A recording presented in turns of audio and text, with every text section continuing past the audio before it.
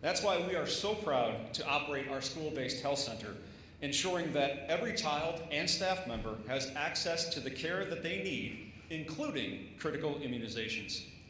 Keeping our school community healthy is a team effort, and it wouldn't be possible without the leadership and support of our Board of Education, local leaders, and of course, the strong advocacy and leadership that we enjoy at the state level. We are incredibly grateful for the unwavering support that helps us provide the resources our families need to ensure that their children are healthy, safe, and ready for the first day of school. And now, it is my distinct honor and great pleasure to introduce the Governor of the great state of Illinois, J.B. Pritzker.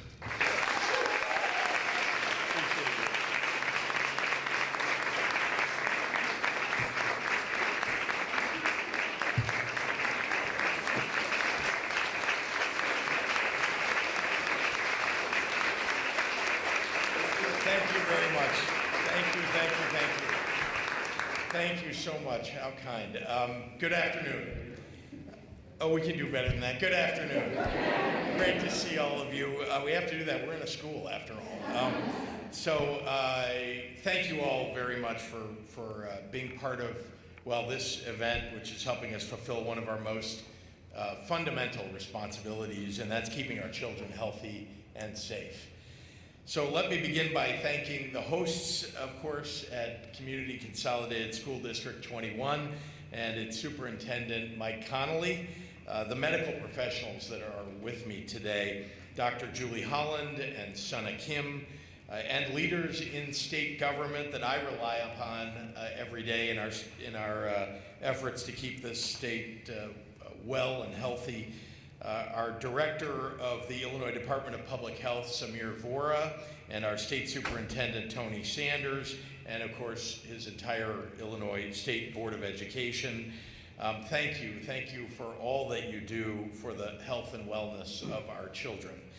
I also want to recognize the legislative champions that are here today, who I get to work with every day in Springfield, who really are champions. You've helped to elect some of them to represent you, and I have to say, you know how to elect leaders, and that matters. That really does matter.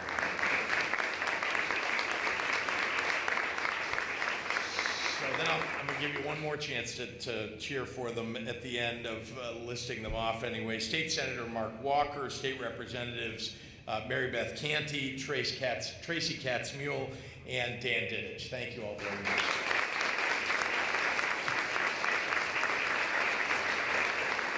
And our great Lake County leader, great to see you, Sandy Hart. Thank you. August is National Immunization Awareness Month, a time to remind ourselves about the importance of staying up to date on childhood vaccinations. And as our classrooms come back to life and our kids get back to learning and playing with one another, it's essential that everyone take this safe and effective step to protect their personal health. You don't have to go very far back to see the importance of getting vaccinated or the risks of remaining unvaccinated. Earlier this year, there was a measles outbreak in various places across the country, and it also hit southern Illinois particularly hard. But our state was able to quickly contain it thanks to our prior preparedness efforts and the willingness of people to get immunized. I especially want to recognize our Illinois Department of Public Health for their effort, because this is how we did it. IDPH worked with local health departments to launch a mobile vaccination campaign that included targeted media outreach and direct support for our schools, hospitals, and nursing homes. Well, while in some other states they ignored the science and they played politics with public health while the virus spread to hundreds of innocent people, Illinois' health officials and doctors organized and implemented a quick response, capping the outbreak here. As opposed to the hundreds and hundreds that got sick in other states, we only had 8 here in the state of Illinois.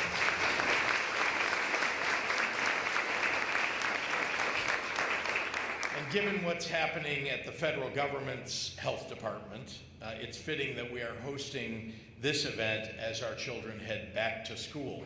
because frankly, some of our leaders in Washington need to head back to school too, to educate themselves about the safety and effectiveness of vaccines. Here in Wheeling and in schools across the state of Illinois, we teach our kids to trust evidence and follow the science. We teach our kids to listen to experts rather than conspiracy theorists. The kids here are well educated so that they won't make bad decisions in life. We hope they won't, and they're taught not to. But I hope the uneducated skeptics, like maybe a cabinet secretary or two, are out there listening, so I can offer them a quick reminder. Routine childhood vaccines are undeniably effective. 2 doses of measles vaccine are 97% effective at preventing the disease. 2 doses of the chickenpox vaccine are 90% effective at preventing the disease. DTaP vaccine fully protects 98% of children against whooping cough.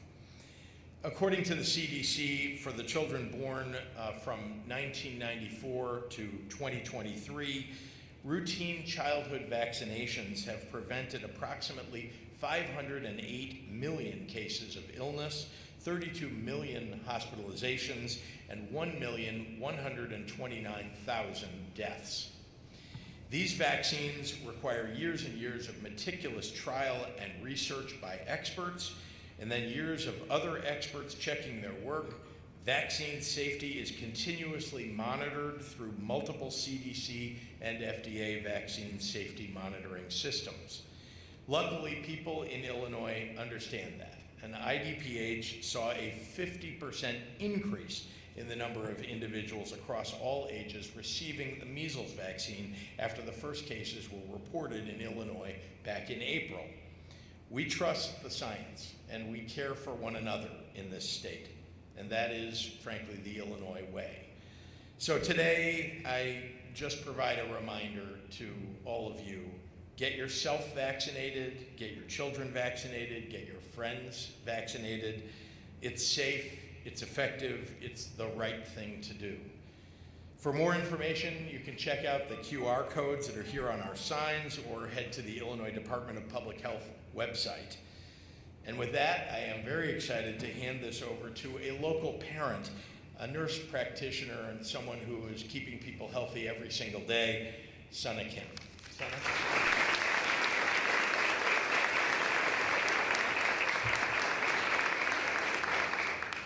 Good afternoon, and I'd first like to start by thanking our wonderful Governor Pritzker for being here, and also to the school district's leadership for inviting me to make a few remarks. My name is Sana Kim. I am the mother of 3 children, the youngest of whom is a current student in this district. I'm also one of the parent representatives on our school-based health center's advisory board. I'm a pediatric nurse practitioner by training, though I'm currently not working in that capacity. I wanted to talk to you today briefly about why I have chosen to vaccinate my own children and how our school-based health center is working to keep our children healthy and in the best position to learn and thrive at school. But first, I wanted to share a little story with you. My first job out of nursing school was in the pediatric intensive care unit at a large medical center. Being the low woman on the totem pole, I found myself working the night shift on Christmas Eve. And we had one of our patients was a little 5-year-old girl who was very sick. She was very unstable, and she had meningitis from something called Haemophilus influenza. Unfortunately, this little girl died on Christmas morning, and it was heart-wrenching. And honestly, it was more hard because there actually was a vaccine available to prevent Haemophilus influenza, but it had only been released 2 years prior, and for whatever reason, she had not received it. And so this story has stuck with me for many, many years, and to me, children should not be dying from vaccine-preventable illnesses. But did you know that actually last year, there were 266 children in the U.S. who died from flu?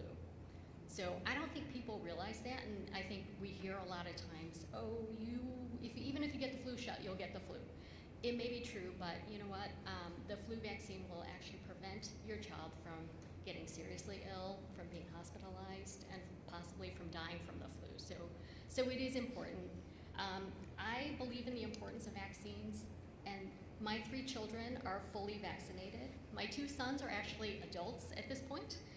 They're off of our family's payroll, but I still remind them that they need to get their vaccines every year. I nag them to that effect. But, you know, I tell them it's kind of like making a software update on your phone. You know, it helps your immune system to perform better when encountering contagious viruses or bacteria. And this is one of the most important steps that I take to protect my children and my family's health. I also believe that vaccines are safe. I know about the decades of scientific research, rigorous testing, and ongoing monitoring that takes place to make sure that vaccines are safe and effective. Similarly, at our health center, we are committed to providing safe and effective care that you can trust. Our team follows the latest medical guidelines and is here to answer your questions, ease your concerns, and support your family every step of the way. So I encourage you to turn to the health center and other trusted science-based sources of information to help you make the best decisions for your family and for your children. We can all work together to build a healthier and stronger community. Thank you.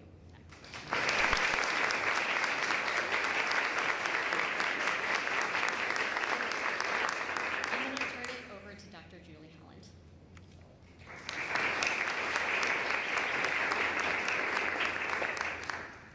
Good afternoon. I'm Julie Holland. Sorry, I'm in a school. I forget that there's a call and response. My apologies. I am a practicing pediatrician, and I'm the Vice President for Pediatric Primary Care for Advocate Children's Hospital and the Chicagoland Children's Health Alliance. Thank you to Governor Pritzker, Dr. Vora, Dr. Sanders, Superintendent Connolly, and everyone up here for all that they are doing for the children of Illinois. You know, it wasn't so long ago that parents had to worry that a common infection could cause a serious illness, hospitalization, paralysis, or even death in their children. And I personally have seen the devastation that these diseases cause in children and their families. I've seen infants with whooping cough spend weeks on oxygen in the hospital struggling to breathe. And I've seen babies with meningitis have their entire future wiped out from one infection. But through decades of hard work and scientific progress, vaccines were developed that prevented or eliminated these terrible diseases. It is remarkable that unlike their grandparents, today's children are not at the mercy of these infections. The reason, of course, for this freedom is vaccines. And as we've seen across the country in the last few years, diseases like measles, whooping cough, and meningitis will come back given the opportunity. And the only way really to protect our children and our families is to vaccinate them. What we've learned through comprehensive testing, research, and monitoring is that vaccines are safe and effective, period. They are especially important for kids with chronic diseases like asthma or diabetes because we know that those kids are more likely to have severe disease. So this school year, let's make sure our kids walk into the classroom not just prepared to learn, but shielded from preventable illnesses. And as we've seen right here at our school health center, kids thrive when they're able to stay in the classroom instead of spending time away either getting medical care or recovering from an illness. Not only do vaccines protect children, their families, and their communities, they keep kids in school and on track. And every missed day of school is a missed opportunity for education and further development. School readiness isn't entirely academic. It's physical, it's emotional, and as pediatrician and healthcare providers, we are partners with the school in promoting health and learning. And visits with pediatricians are a time to talk about lots of things: sleep, stress, media time, mental health. But we also screen kids for their developmental milestones, ensuring kids are growing, learning, and thriving. So if you haven't scheduled your child's checkup and their vaccines, please do so today. When we take those steps, we're not just checking a box on a form, but we're making a commitment to keep our kids and our communities safe, happy, and healthy. So thank you, and now I'd like to introduce IDPH Director, Dr. Samir Vora.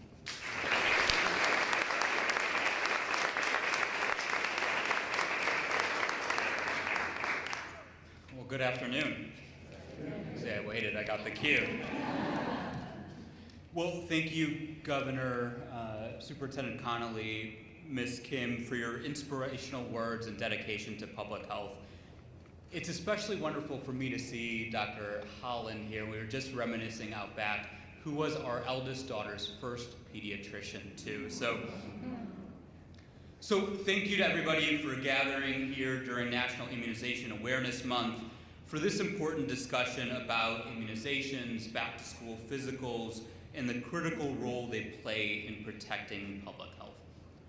Now, before I begin my formal remarks, I want to take a quick moment to acknowledge the tragic shooting that unfolded on the CDC, the Centers for Disease Control and Prevention campus in Atlanta just a few days ago. Our thoughts are with the family of the fallen police officer, the CDC community, and all those that are affected. Now, the CDC is, and the people that work there have been indispensable partners to people right here in Illinois. And we in Illinois have been proud to work closely with CDC staff and with our own dedicated public health teams here at home. Even in the face of tragedy, our public health community is committed to protecting health, improving lives, remaining unwavering, and for that, they deserve our deepest gratitude and respect. Now, public health remains strong, and our work continues today. I'm here as your public health director, concerned about the well-being of our state and the people in it. As a pediatrician myself, I know firsthand the importance of timely immunizations and back-to-school checkups to keep students, schools, families, and communities safe and healthy. I'm also a father of 2 young girls, deeply aware of the challenges that our children face in today's world, and how important it is that we live right here in Illinois, led by Governor Pritzker, who invests in our children so they can build the brightest of futures. At the start of each school year, we are reminded that our schools are more than just buildings. They are the heart of our towns and cities, places where friendships are forged, dreams are born, and futures are built. But none of this is possible if our students are sidelined by illnesses that can be prevented. As we have heard, immunizations are among the most powerful tools we have to keep our children healthy and in school. Vaccines save lives. In Illinois, we administer millions of childhood vaccines annually, and it's because of these efforts that we have all but eliminated once devastating disease like polio and whooping cough. These vaccines are some of the most extensively tested and safest medical interventions in history, as the governor said, backed by decades of research, rigorous monitoring, and a proven track record of saving lives. The consequences of skipping immunizations are serious. Unvaccinated children are more likely to fall ill when outbreaks happen, may even be kept out of school, causing hardships for families and learning disruptions for all. These choices ripple outward, affecting not just individual children, but classrooms, teachers, and the broader community. Unfortunately, we have seen a trend towards greater vaccine hesitancy in this country.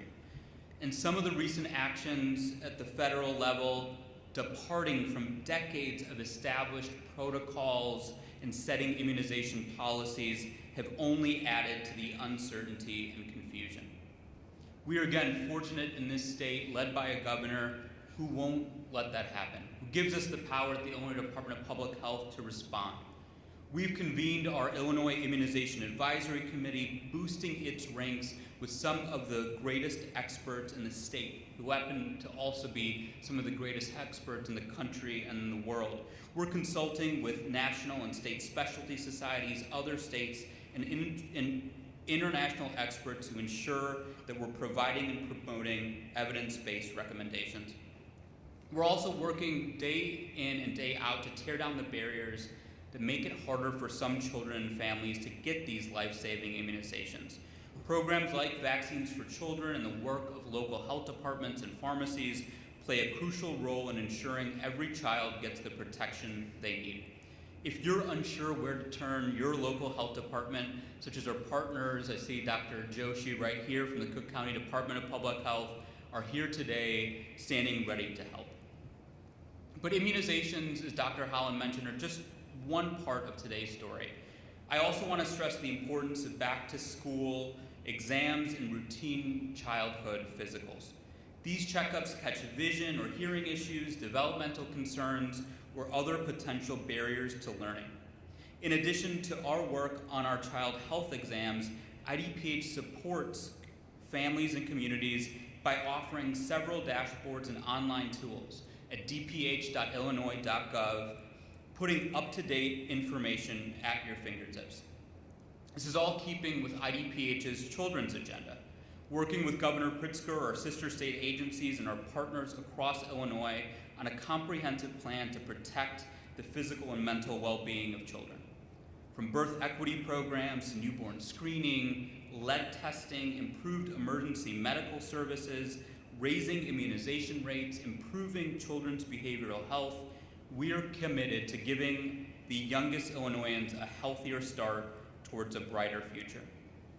Now, one part of that commitment is through school health centers, like the one right here in District 21.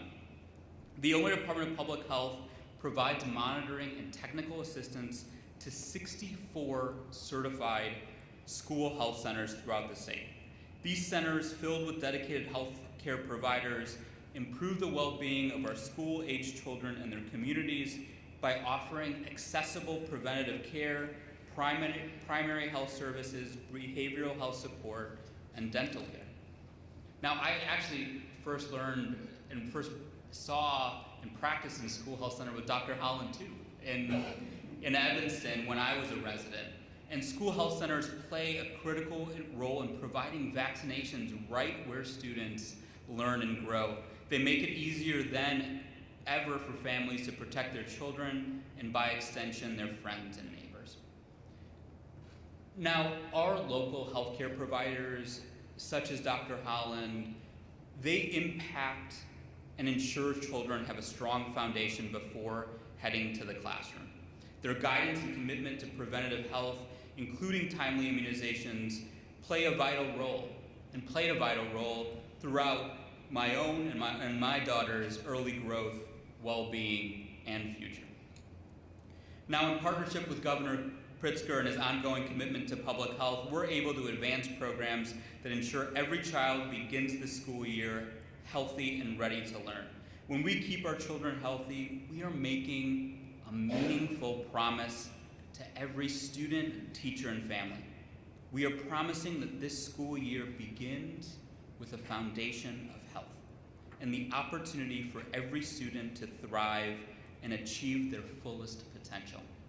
This is not just an act of care, it is our duty, our responsibility to protect the well-being of our children, ensuring that safety and health go hand in hand as we prepare them for success in the classroom and beyond.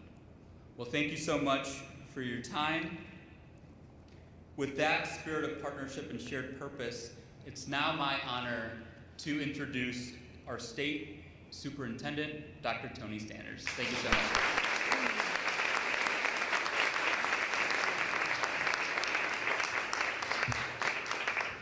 Call and answer again. You ready? Good afternoon. Good afternoon. All right. If you ever have been in a school district, any district officials here, I see a couple of superintendents in the room, they know that at this time of year, it's something that happens off the radar. Parents don't see it unless your kid's not vaccinated.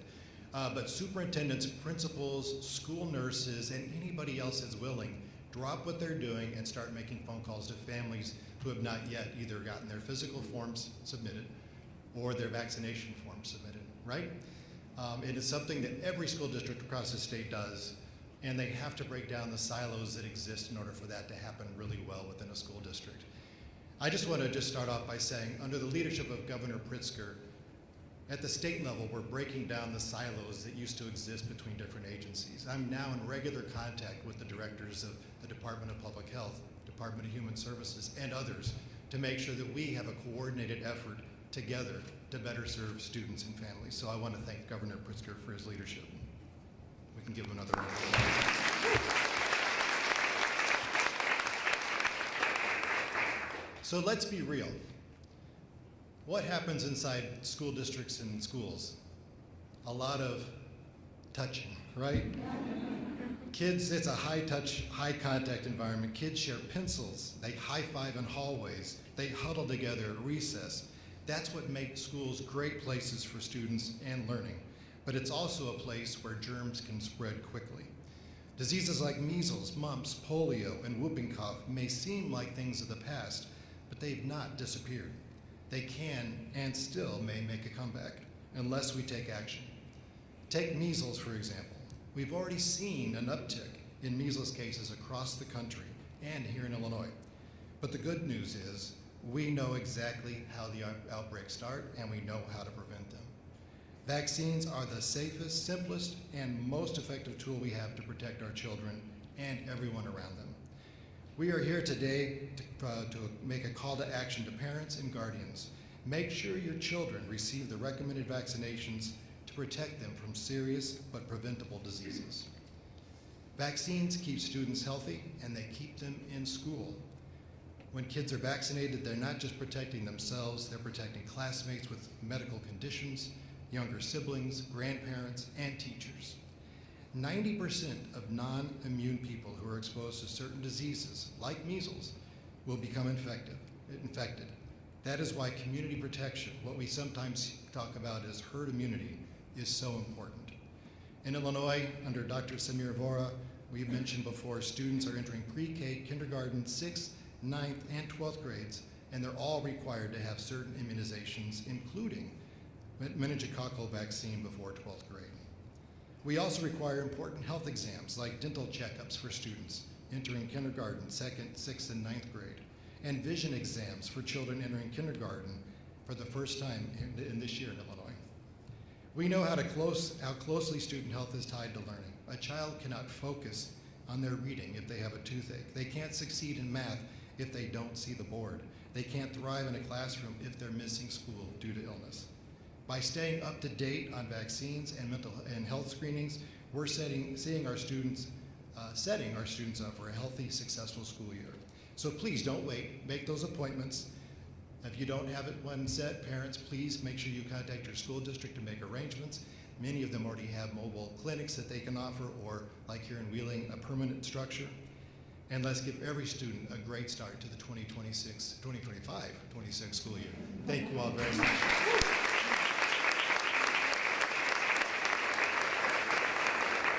At this time, I'd like to invite Governor Pritzker back up to take questions. Thank you. Any questions from members of the media? Jeremy. Hey, Governor, how you doing? Good to see you. Good to see you. Today, you may have seen or heard that President Trump said that he would consider sending the National Guard into Chicago, describing Chicago as a disaster.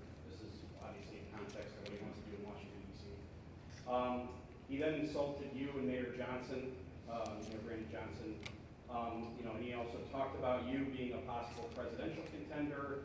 For example, he said, he commented on how you've lost weight, a telltale sign that you're considering running for president. I guess number one, can you do anything to prevent what President Trump's saying about bringing the National Guard to Chicago? And number two, what's your reaction to everything else that the president said today about you?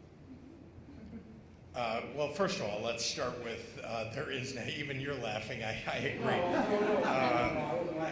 No, I know, no commentary on your part. Let's start with there is a law on the books confirmed by the Constitution called posse comitatus. And it means that the federal government does not have a right to send soldiers into American cities for the purpose of, well, for any purpose really, but specifically to fight crime, let's say. And that is what he's suggesting that he will do, violate that law. It's not surprising to me that he suggests violating the law. He's done it many times and been convicted of it 34 times. And so I would just say he has absolutely no right and no legal ability to send troops in to the city of Chicago, and so I reject that notion. As to everything else that he had to say this morning, I guess I should say thank you for the compliment.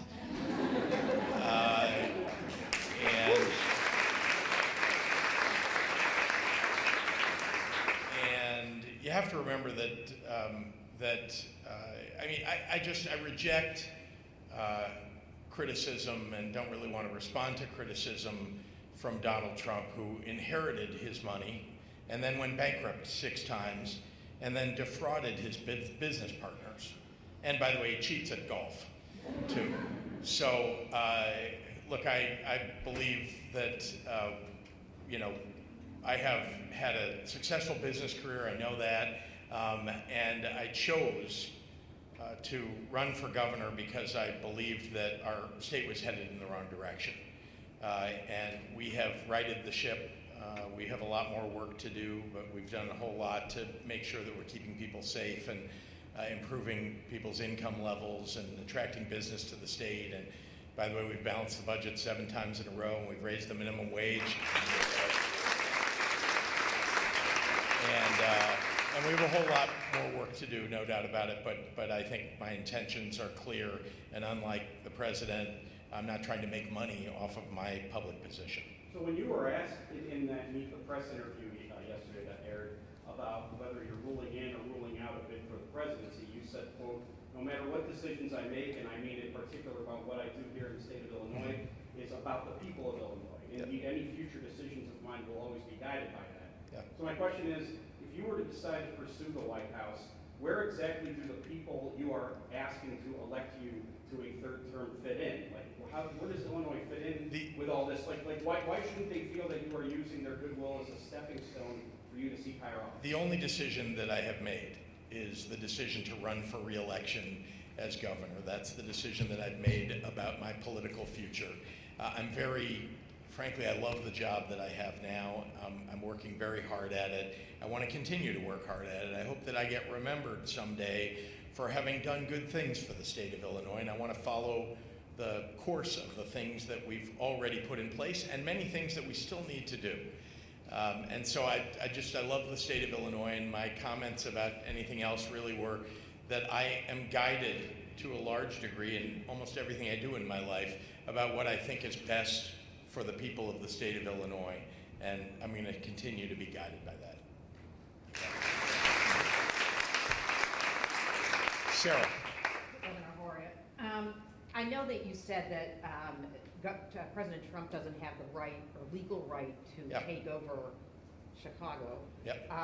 But what if he does it? I mean, I'm sorry, what if he tries to do it? What if he tries to do it? What are you Yeah, gonna well, do? you've seen that he doesn't follow the law. I mean, we all know that. He sent National Guard troops into Los Angeles illegally. That is now being litigated in court. You know, he's lost already in court over that issue, but it's continuing to be litigated. I think today or tomorrow that trial will begin. It's a 3-day trial over that issue. So, you know, what I can say is that it's clear to me and to most legal experts that he just does not have the right or ability to do it. Having said that, I've said from the very beginning, I mean, the man was first elected, I have talked about the fact that the Nazis in Germany in the 30s tore down a constitutional republic in just 53 days. It does not take much, frankly, and we have a president who seems hell-bent on doing just that. And then to a different subject about the Bears going to Arlington Heights. I know they're still looking for some. You can see the variety of things. I know One they're thing I still- love about the job. They're still looking for some state help in terms of legislation on property taxes. Where do you stand on that, and what do you think about them looking like they're? Look, gonna I'm a go to Bears Arlington fan. I'd like the Bears to stay in the city of Chicago if they could. They're a private business. They can choose to do what they like with their business. I do not think that the taxpayers of the state of Illinois should be propping up what now is an $8.5 billion valued business. They seem to be doing okay for themselves. And I just don't think, you know, that obviously all of us, we build roads for everybody, no matter who you are. You know, we support business coming to or staying in the state of Illinois. But that's not something that the state of Illinois government needs to do for the Chicago Bears. They're already here. I don't think they want to leave the state of Illinois. And again, I'd rather they stayed in the city of Chicago, but if they choose to moving to Arlington Heights, that's their choice, and I'm gonna, support their right to do that. But specifically on that bill, Yeah. the property tax bill, that's not going anywhere? I understand what you're talking about, and I would just say that there's a bill, it applies to much more than just the Chicago Bears. So that isn't about the Chicago Bears. There are a whole lot of places where there can be benefit to the pilot bill. And so, we're going to evaluate what the costs are for the people of Illinois to do this, the benefits that come from attracting businesses as a result of providing that ability to use those tax dollars. Again, they're sort of designed, just so you know, these programs like that and like the Star Bond program, if you know what that is, are designed to take property in areas where there isn't any sales tax at all, because there's nothing in those properties or on those properties, and to use those sales taxes that would come and will come as a result of the development to support the creation of the development, because the long-term benefit to the people of Illinois is there. And so, again, it's not always appropriate. We're still evaluating the legislation that you're talking about, but yes, it's something we're considering. We'll do one more. Yes, sir. Yeah. Governor Russell was there with me. Hi, Russell. You had spoken a few times about everything being on the table regarding redistricting in Illinois if what happens in Texas happens. I had a piece over the weekend about whether Illinois actually, the congressional districts, could be redrawn any more than they already are to benefit Democrats and lawmakers on both sides of the aisle at the state level question whether that was even possible. What's your opinion on could they be, the congressional districts be redrawn further to help Democrats? And is it something you're sincere about? Yeah, I try to be sincere about everything that I say, but let me begin by saying that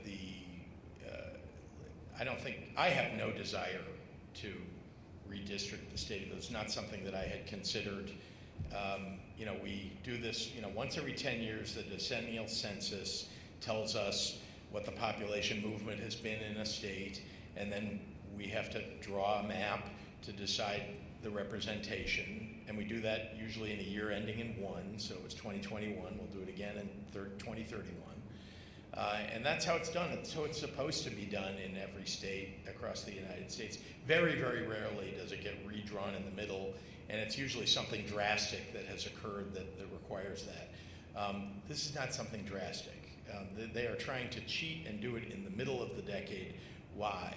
Because Donald Trump demanded of his lackeys that they do this in Texas, and they are basically licking his boots to get it done. And they're threatening to arrest people who are standing up for our democracy. And it isn't just in the state of Texas, just so everybody understands. If they're able to do this in Texas, they're trying to redraw the congressional districts. That affects all of us. They know, the Republicans know, they're going to lose in 2026. That's what they know, because the big ugly bill that they passed, hyper unpopular. The things that they are doing to people's health care and education, the things that they're doing to take away food assistance from the most vulnerable people in our society are very unpopular with the American public. They did it so they could give a massive tax break to the wealthiest people in the country. That too is unpopular. So in order to try to maintain control of the Congress in that circumstance, they're essentially trying to cheat and take districts away. And who are they taking them away from? Black and brown people. They're violating the Voting Rights Act to do it. So as far as I'm concerned, we all need to be standing with the people who are standing against this, and I stand against it, but in particular the Texas House Democrats who are visiting and spending time here in Illinois because they're being threatened in Texas. They're standing up to do the right thing. Can we redistrict in Illinois? Sure, we could redistrict, it's possible. And that's not something I want to do, but you can't, in the face of them throwing the rule book out, you can't say we're going to live by a set of rules, but they're not. I'm sorry, but we shouldn't do that anymore, because that's what Donald Trump's been doing his entire career, is relying upon Democrats to live by the rules while he breaks the rules. And he's forced us to have to consider doing things that I don't think any Democrat that I know has really considered doing, and this is one of those things. Thank you, everybody. Yeah, thanks, everyone.